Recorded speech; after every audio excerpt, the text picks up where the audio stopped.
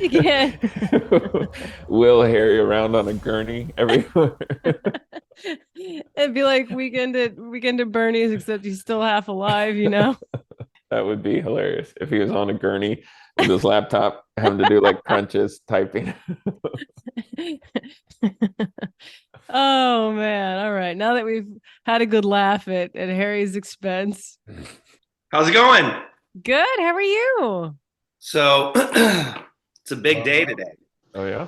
It is my second day of my 40s. I turned 40 yesterday. Oh, congratulations. Thank Nice. you. 40 years young. I had a great Wow. evening, and I'll leave it to you to guess if I am hungover or not.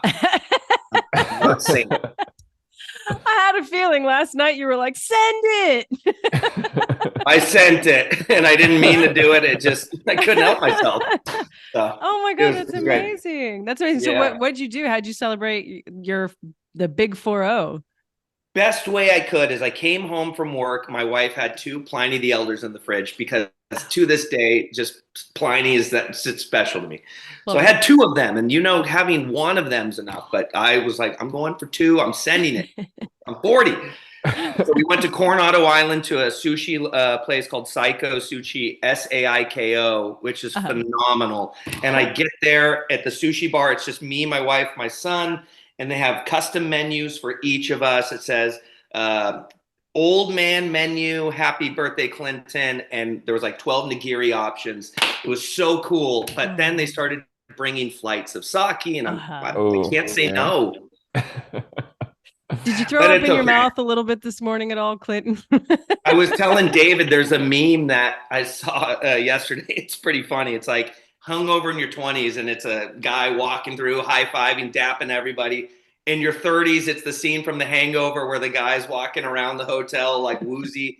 And in your 40s, it's ET, like the sad part. Yeah. So, Oh my gosh. Well, hey, dude, thank you for rallying, right? yeah, To be on the pod. We appreciate that very much. I'm very chipper right now. So we're good. I got Nice. David here too. So we'll be okay. Thank you Nice. for having us. Hey, David, how are you? Doing great. Yeah, out here in sunny Palm Springs. Nice, nice. I've flown into there and, very nervous about all the mountains around as we were landing, but a It's a great place.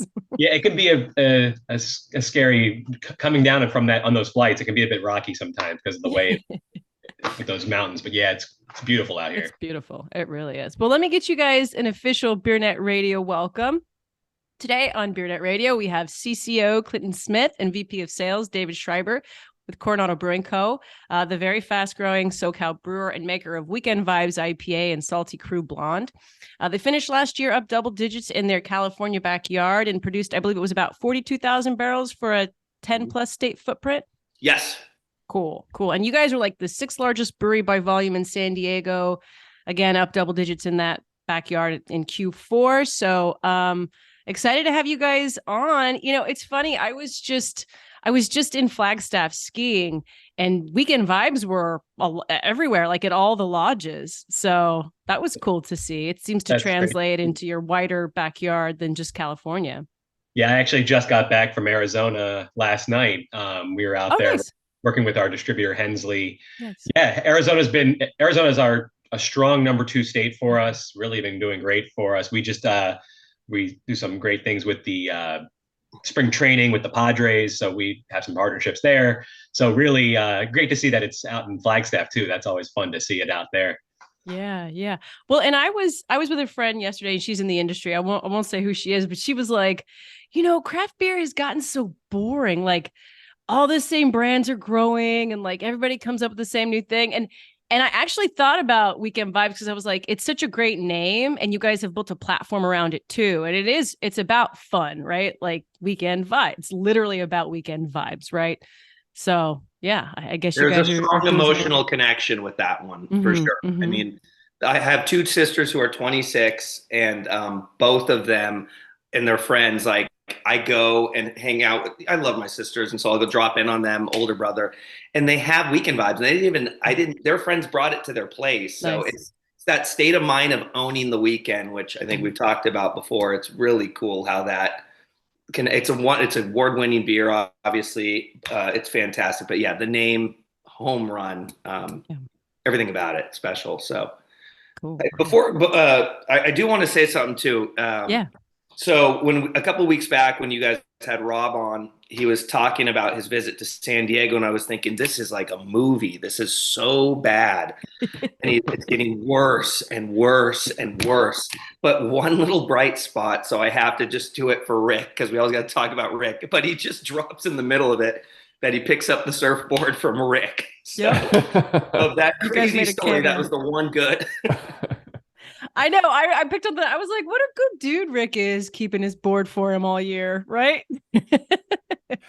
That is sweet. Yeah, Harry was like, we need to have Rob on and tell this whole entire story. And I was like, are you sure Rob wants to get on and relive all that? I mean, it was pretty awful. Like you said, it just kept getting worse and worse and worse. But Rob's the best. My anxiety would have been sky high. Like the keys, like of all, it's insult to injury. You take the keys. Like I know. evil. And can you imagine Rob walking around without a penny or identity to his name and not being like, do you know who I am? No. Which he would never do, right? But how hilarious. I mean, sad, but hilarious. Right. Yeah. So anyway, let's see where to even start. So you guys, Weekend Vibes and Salty Crew are doing really, really well in your backyard, right? They're up double digits. I think I don't know, 20, 30, 40% clip. But I'm curious, is that translating to your larger footprint? Obviously, you said Arizona is a strong number 2. But what about the rest of your, 10-ish state footprint? Are you guys seeing as much success there as well? Yeah, I would say, so we're in 13 states. We're going to be going into our 14th with New Mexico fairly soon. And in most every state besides Hawaii, Weekend Vibes is our number 1 seller. Okay. And it's doing well. We're not really declining in those markets. There's still room to grow. I mean, obviously our priority is really building around our backyard markets. And when I say backyard, it's not just San Diego, it's all of California, which is that's a huge market. It's a lot for us to tackle. And we know that there's plenty of room for us to continue to grow and develop our presence in California.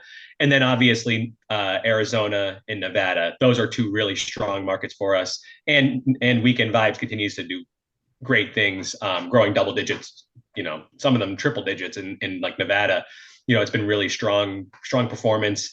Right now in those markets, it's still mostly 16-ounce cans, 6-packs, and draft.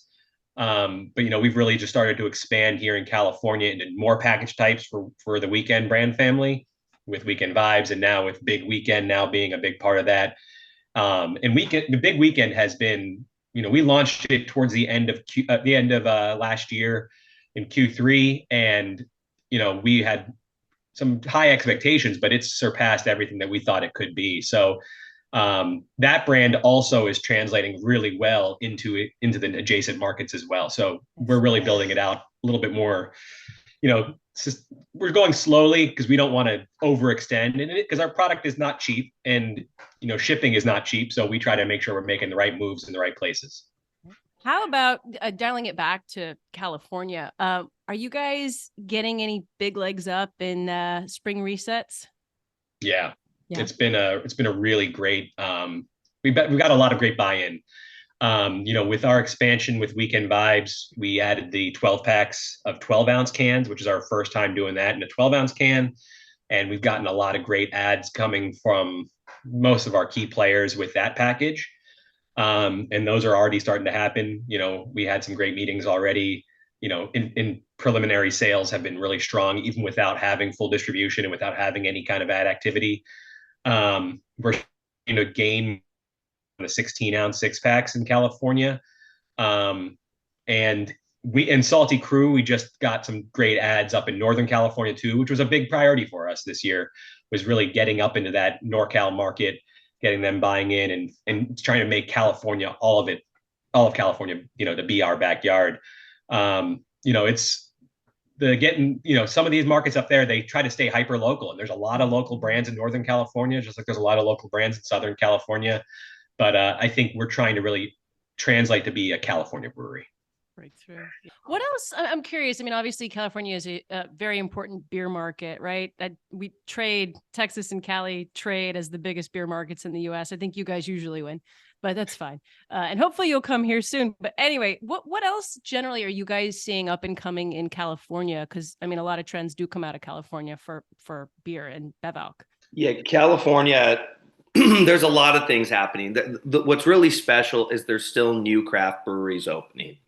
And that's great to see because at the end of the day, like craft, like the spirit of craft is still very much alive. While sometimes the narrative you see some of the declines, craft was down 3% in California, there's still breweries opening and they're finding their own way to be unique and have their own identity. So I think that's still very special to see that the openings are outpacing the closures.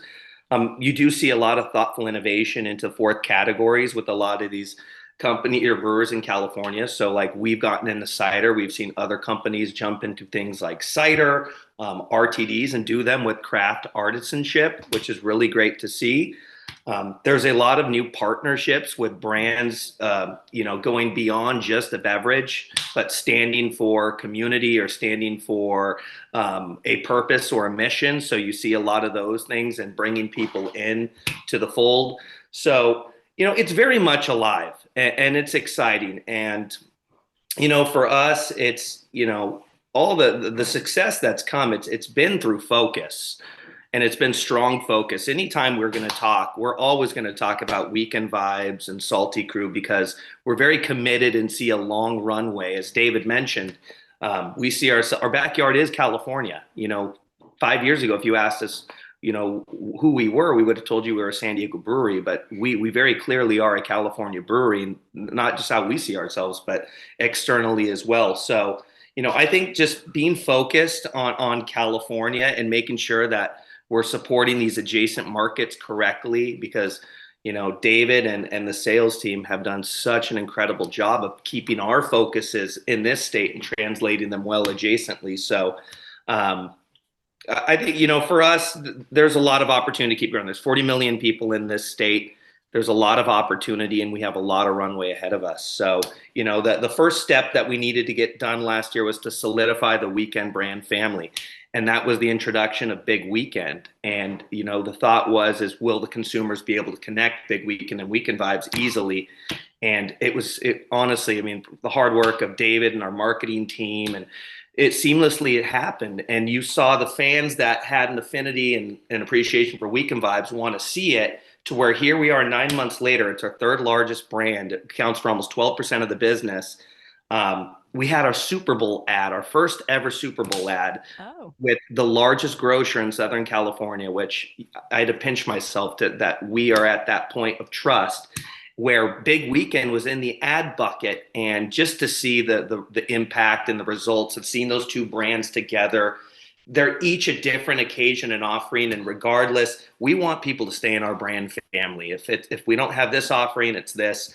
And we haven't expanded it as wide as maybe some others because it goes back to focus. There's a lot of opportunity, as David mentioned, with the new 12 packs and continuing to build the story on Big Weekend. So really, really fun start to own the weekend, as we like to say, starting this first quarter here.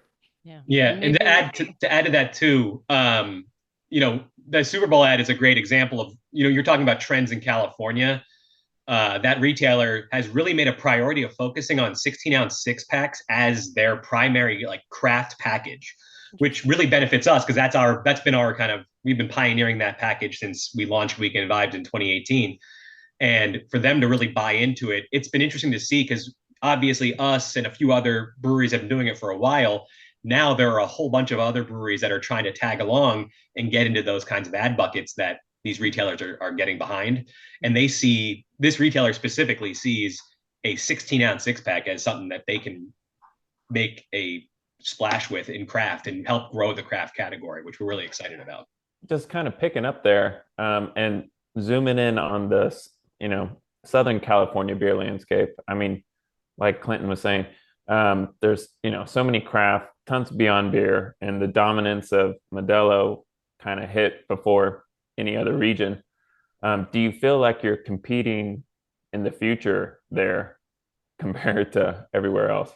I would say yes. I mean, and we are, because Modelo it's a household brand, and it's a part of the fabric. I mean, 50% of the population here is Hispanic, and that's just a huge brand that resonates beyond just the Hispanic crowds. And so it is. I mean, we're just trying to get share of beer, and there's so many more. We see it in the numbers. People trade across the categories more than ever, and so to just be able to have those opportunities to have your beer in someone's household, it's hard because a lot of people want kombucha in their house, or they want to have spirits. So it is, but at the same time, we continue to be who we are and do what we do and be true to what we are about and represent. I think people see authenticity.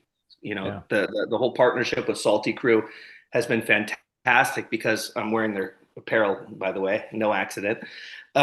Salty Crew is blossoming in California. I mean, they are so fast growing, and they have a wide audience of fans. And so we've been able to have drinkers who maybe drink Modelo or continue to drink Modelo, but they find Salty Crew because they identify with what that brand represents and that whole ethos of love on the ocean and adventure.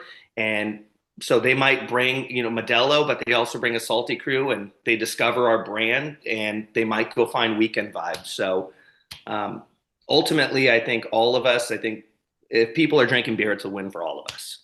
Yeah. Yeah. I wanted to ask, finding growth in addition to IPA nowadays in craft is you don't see that very often. So you were mentioning like the doors it opens with consumers, but can you just expand on that with consumers, retailers, wholesalers to have, hey, we're growing IPA and we're also growing a blonde, which I don't see that often anymore. It's definitely been great. I mean, it all boils down to us having great relationships with our retailers and our distributor partners, like you said. And that's something that we have that not a lot of brands do. I know a lot of brands have been trying to kind of follow a model of finding that partner like we did with Salty Crew, but I think what we did was organic and it fit for us. And I think people see the authenticity in it. But we also are supporting our distributors. We made a point to say, like, this isn't going to be something that we're going to just ride a wave of a hot brand. We knew that Weekend Vibes had some heat. I mean, when I joined Coronado, I saw the potential in Weekend Vibes, and it was growing really, really fast, but it was, let's put some fuel on that fire and make it go even faster. Salty Crew had kind of just begun, and what it's turned into is really this we treat it as a standalone brand. So it's almost like we have two separate conversations with our distributor partners, with our retailers. And actually now we have three conversations because we also have Cider.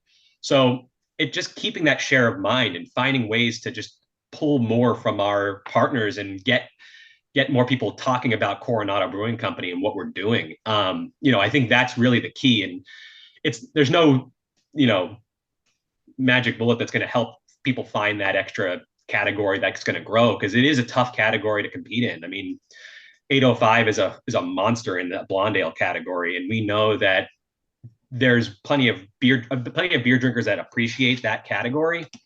But it's also a category it's craft, and it's craftsmanship. It's a silver medal winner in GABF. But we can then also reach out to a consumer that maybe has never tried a craft beer because they know Salty Crew, and now they're coming over to the craft category, spending a little bit more on better beer. Let's say their beers are not as good, but just on craft beer, and local brands. And I think that's something that we're really working on, is getting that local consumer to appreciate locally produced products. Another non-IPA that y'all broke into as of late is the lager Natto. Okay. How's that doing? Because I feel like we've seen and heard a lot about easy drinking styles. It's clear with Salty Crew, but also, light lagers taking back off in craft. So what are you seeing there? So Natto is undoubtedly the brewer's favorite beer. It's such a delicious beer. And we launched it with the intention of truly letting it just grow organically. Because we launched Big Weekend last year as well, Weekend Vibes and Salty crew. We expanded pack types, and we've just really been putting a lot of focus. We strategically said, let's let this be a slower play and really start building a good nucleus in the home market. So we've seen it perform in the chains that it's in locally in San Diego and in the broad market very well. So we feel it's time to give it more attention and focus. So one of the challenges, and in hindsight, probably would have done this differently, was we wanted to almost give it its own standalone with a 12-ounce six pack, as the rest of our core portfolio minus Salty Crew is six pack 16. So it doesn't really sit there in the cooler with it. So we're looking to make some changes with that and move it into a six pack 16 ounce later this year, and also put a higher emphasis on prioritizing that with our distributors and with our retail partners. So there is a lot of untapped, and we see people, Modelo is a lager, right? One of the biggest drank beer in the US.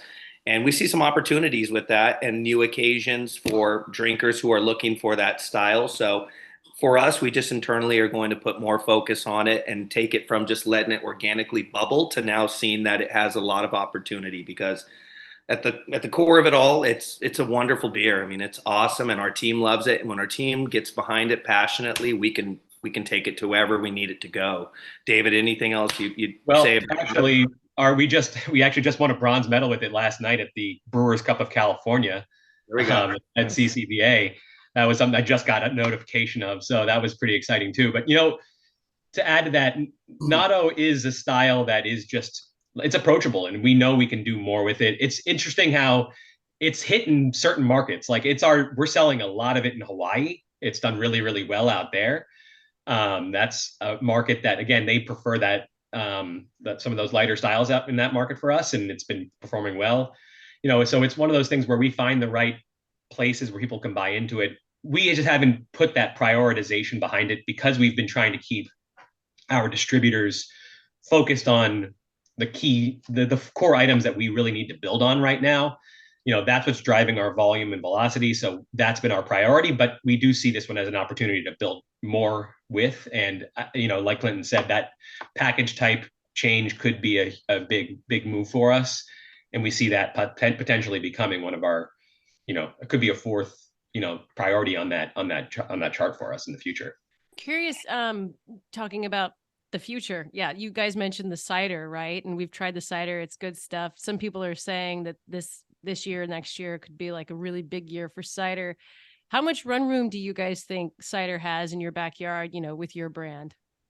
Oh, we think there's a lot. And it's something that we've been talking a lot about, is how do we make cider a bigger player, a bigger part of our portfolio. It's, we've been making and selling beer for 28 years. So cider is new in the grand scheme of things, but we're really learning a lot. Our head brewer and cider maker is, he's got a lot of cider making experience. So he's coming in and we're all learning a lot about it. This year, we've done our first real innovation in the cider space that we're launching into the market. It's going to be coming out in a couple of weeks. It's a strawberry watermelon cider. So that's going to be one of our first, it's going to be called our small batch cider series. So we know there's a lot of runway there. We're going to be doing a few of these small batch releases. We also have some other core items that we're toying around with to see what that could be. We're also could use some of the small batch releases as test batches for what could potentially become one of our future releases. But our best seller right now has been Nice and Dry. We've really been able to find some great accounts, both in the on-premise and in, off-premise grocery, where it's pulling really, really well. And, we're already the number one Southern California producer in grocery data in Southern California. And with us, with two, so we see there's a lot of opportunity for us to build on that and potentially expand into more package sizes, more styles, more flavors. We do see the opportunity in that, and we want to make sure that that's a big priority for us as we look into 2025 into the future. How about any other innovations? Are you guys going to kind of focus your innovation on cider so that you're not too all over the place, or are you looking at other like verticals, if you will, right, to get into? I think we're always going to be looking just to make sure that we're staying ahead of it. I mean, David mentioned it multiple times. I might have said it, but we keep saying the word focus because I think that's been one of the key components as we've been able to really focus on the priorities that we believe are going to help us continue to grow. But that doesn't mean that we won't be looking into other areas as well. We've candidly, we've had conversations about non-alcoholic before. We see that continuing to grow while being small. It's going to continue. I really believe in that area. Hop waters. I mean, I drink the Hoppy Refresher probably daily. It's wonderful, and I think there's probably an opportunity for a regional to come in and do something there. So, we have these discussions, but we have to make sure that internally we have the bandwidth and the ability that if we're going to do it, not to just go throw it at our distributors and expect them to go do it, or our retailers. We need to have a full baked plan. So, David mentioned the innovation on the cider, and that for us is really new because we've been so hyper focused on just building out the two core brands, Nice and Dry and Superfruit. And there's a lot of learnings along the way. I can tell you that our cider has evolved in quality since we've started, and it continues to get better and better. It's a whole nother art, and it takes a lot of mastering to really get it dialed in. So I feel like we've gotten to a point where the quality is really high, and that we're starting to really build new cider fans. Like, it's not the Coronado beer fans that we're trying to shake over. It's really trying to establish credibility with cider fans. And so, we've been really methodical about holding off on adding more SKUs in there because we just want to make sure we can build and have a good foundation. So the two limited offerings, already we've had retail partners like Whole Foods just jump on it and see the opportunity. Our friends at Schilling, Coronado and Golden State, we all did National Cider Month last October, where they featured our ciders in all California stores. And that was such a huge opportunity for us to get that exposure. So I really believe in cider, and I think you're right. I think we're going to see that evolve over the next couple of years. And I think, we have the fortunate position of being ahead of it and having the learnings in place, and there will continue to be learnings. But by innovating and keeping it fresh, now we're ready for that, and we can handle that. Here's my real quick, not to speak to the cider, but to speak to what you said about NA. Are you guys going to call it Not the Weekend? I think you should. No, but let me write that one down. Weekday vibes. We've talked about it. How do we put it in the weekend brand family? Yeah. Weekday vibes. Yeah, weekday vibes, workday Yeah. vibes. Yeah, we've toyed around with a lot of things there. But if we're going to get into something, we want to make sure it's the best quality possible. It's not like we're going to jump into something quick and Sure. try to make it happen because it's the hot thing. We want to do it the right way and dive in fully, and that's the way we're handling cider right now. Is we're really jumping in with both feet and making that a big priority. And I think when and if we do move into a non-alc space, I think we'll take the same approach as well. So we will be ready for it. One of the things that I think we had talked about last time was big opportunity for us was C-Store. C-Store is a really nice bright spot here in California craft. It's up 9% last year, and it's continuing to grow. And David, has really been vocal about, like, hey, if we want to find a different entry path into being able to perform at a better level in this channel, we need to look at new package types. And so when we kicked off the Salty Crew 19 2 ounces last year, that really made a difference and got us into the door of many of these convenience stores, because it's like getting a draft handle at a bar. There's only so much space that you can work with, and it really needs to perform that real estate there. So expanding on the weekend, right, with new opportunities and occasions, and C-Store with those is also going to be a big part of this year's work and I believe success. We just kicked off the big weekend and weekend vibes 19 2 ounces in January, and the buy-in from our distributors and retailers has been phenomenal. And I think it's going to offer a good amount of trial, because there are plenty of people out there who have still never picked up a weekend vibes or a big weekend. And that trial to spend $3.99 is, it's a little more digestible before you go pay $15.99 for a 6-pack. So that trial opportunity is really huge for us as well. So we'll have those packages at Petco Park this year where they have over 3 million attendees and hopefully a lot of wins coming into that ballpark. And that's going to be an opportunity for us to get the brand in front of more people and again, offer new occasions to discover the brand. So, David, anything to add there with No, convenience or 19.2 opportunities? No, I think you hit it. You hit the right points, and I mean the 19.2s. The cans look great on the shelf like that too. We've got, I love the way we've designed the cans. They look great. Big Weekend is one that I know a lot of people have been really excited about because that high ABV single serve has really been a big player with some of the other craft brands, and we're following. And that's obviously a trend that we're trying to follow here. We saw that Big Weekend as a player that could, reach a new audience. Obviously we're not trying to trade a weekend vibe consumer to a bigger beer. We want to reach that consumer that's looking for the high ABV. When we discontinued Never Better, which was our previous double IPA, we moved into Big Weekend, and it wasn't like we just were trying to do the same beer in a different package. We created a new product that was higher ABV that where it's at 8.8%. We know that consumer is looking for the bang for their buck a lot of the time. And we've been able to position that, price wise right next to Weekend Vibe. So it's in price parity, and it's allowed for us to have some great trial with a new consumer base too. So that's really been the key, is getting those two side by side, getting people to pick up both and find it. So yeah, getting that trial. Yeah. Has the interaction between Weekend Vibes and Big Weekend kind of been where you want to see it so far?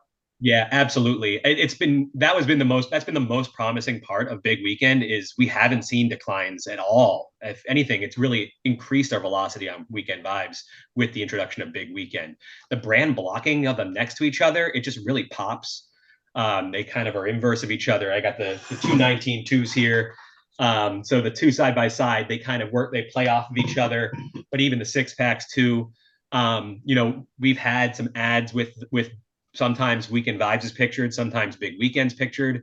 And it's been interesting to see how that works. And, Big Weekend has, every time an ad comes out with that product, it sells more. Every time we look at our sales week after week after week, we're seeing the velocity grow on that, but we're not seeing it come in at the expense of Weekend Vibes, which has been really exciting for us. And we think those two combined can really become, that's why we talk about that Weekend brand family. It's so important for our future. And there still could be plenty of opportunity to expand within that family. And that's really the goal, is to kind of set ourselves up to create that brand blocking and get more eyeballs on that section of the store.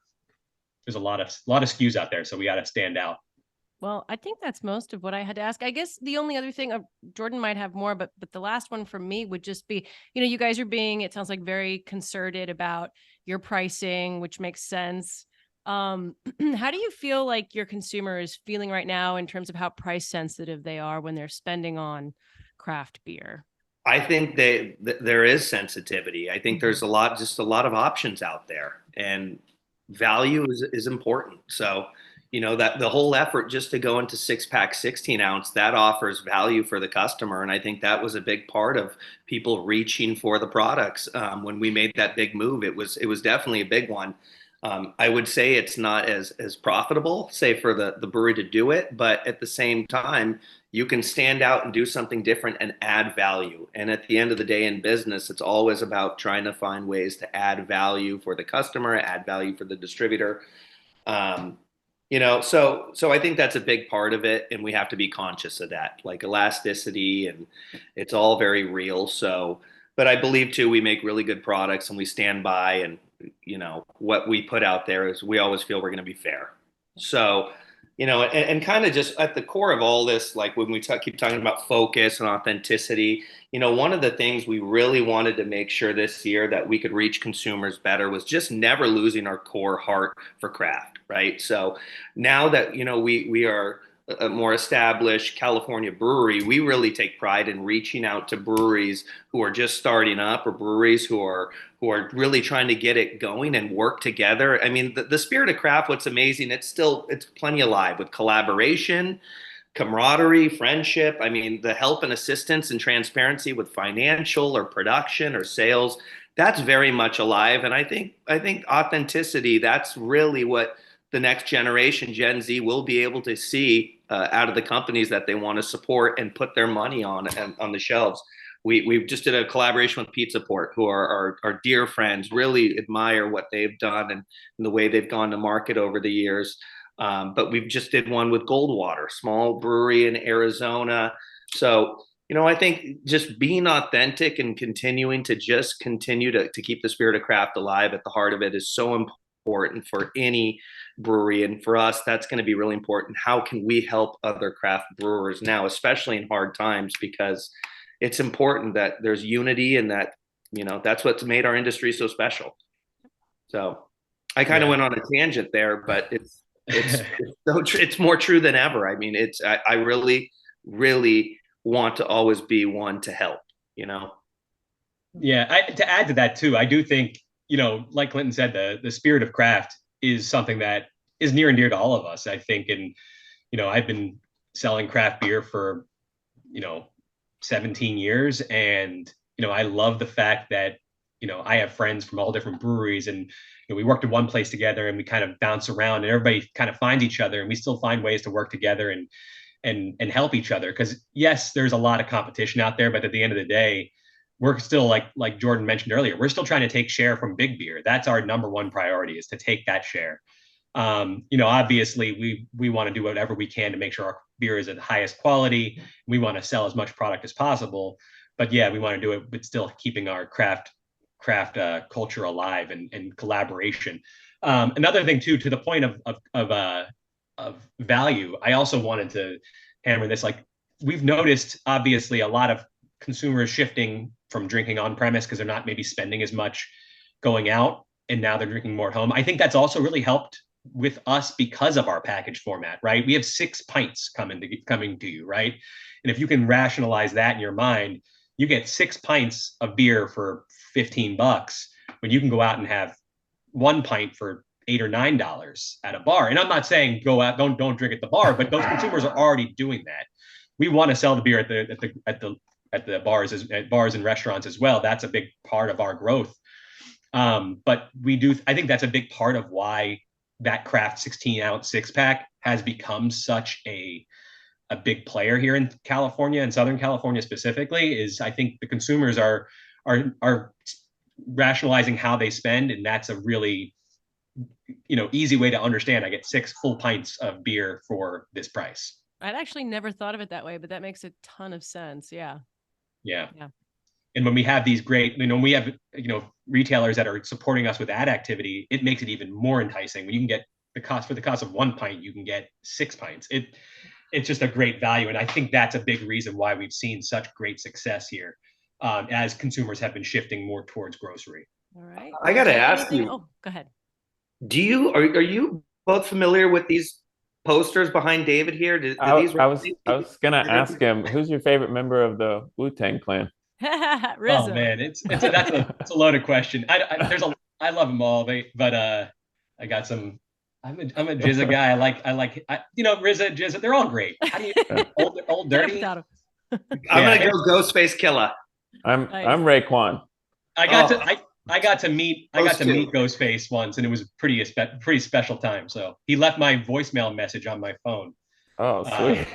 This is back in the day when we had you had to have a voicemail, incoming message. I was young, and he left a voicemail. David's not here now. He's out repping the Wu-Tang for life. So that's incredible. Yeah, it lasted a long time until they went to visual voicemail, and then now I have the boring. I can't. Now I'm a professional. I gotta be. Although I'd love to have Wu-Tang still do my voicemail message. So. You know what? We'll have Harry leave your voicemail message. It's just as good, okay? Yeah. Awesome. I always, it's still, every time me and David get on the phone very often, and I see those, I knew we would be friends when I saw that for the first time. Yeah. Right. Yeah, I love them. That's great. So, well, cool.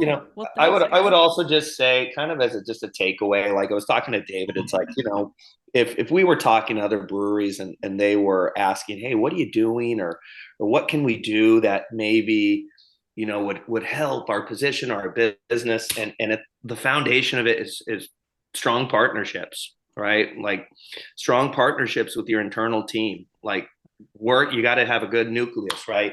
Strong partnership with your distributors. It's more important than ever that you can come into your distributor and bring value, bring insights, and truly you are partners. So work well. You can't change your distributor, but you can change yourself and your approach around the way that you deal with your distributor. So strong partnerships with distributors, strong partnerships with retailers, understand their needs, understand what their goals are, and rather than just trying to drive what you want to get done. Strong partnerships with your external parties like Salty Crew, like lean on each other, leverage each other's positions and fan bases. So I think if people, really can look at like, what can I really focus on to be great at, and what can I deliver? Like, how can I control myself to make better, stronger partnerships? It will truly help anybody in this world. And I know David, has been instrumental in that guidance, having been on the distributor side of the world and supplier, to understand being on the other side of the table where he's been there. It's been instrumental. And honestly, when we look at our numbers, and the products are fantastic, but the people, and that's really important. And David could tell you, it's our interactions are just as critical with people we deal with. Yeah, we've got a great team, and it's great when we hear from our distributors saying, "Oh, your reps are best in the market." That's what we want to hear, and that's how we've been really prioritizing it. And what Clinton's point was is, really making sure that we treat our distributors. That's our number one customer. It's really our only customer besides who's coming to our locations, right? So we really treat them that way, and our goal is to make sure that they see the value that we're bringing them. And obviously right now we've got great trends. We're bringing them a lot of value, but it's not always going to be that way for everybody. And you kind of have to always be able to, outkick your coverage a bit and get a little bit more than you probably deserve, just because you provide that service, you provide that value, you provide that partnership, and there's trust there. And like I was saying earlier, there's a lot of people that have been doing, this. One thing I love about the beer industry is the people, and it really is just how much we all care about one another. And I love going to these conventions where you see people, and it's like a family reunion, and it really is a special time. And I think, as business gets challenging, it's important that we all remember how lucky we are to work in an industry like this. And I think I have to remind myself that often. It's because there are times where you get frustrated with how things are going, but it's really impressive that I'm really happy to have such a great, support system and great community of people in this industry. So it's the best. Yeah. Well, I'm sure our distributor listeners will be very happy to hear that, especially since there's some franchise law, stuff coming back up in the States. So you are their number one craft supplier, I'm sure. It's all about love, right?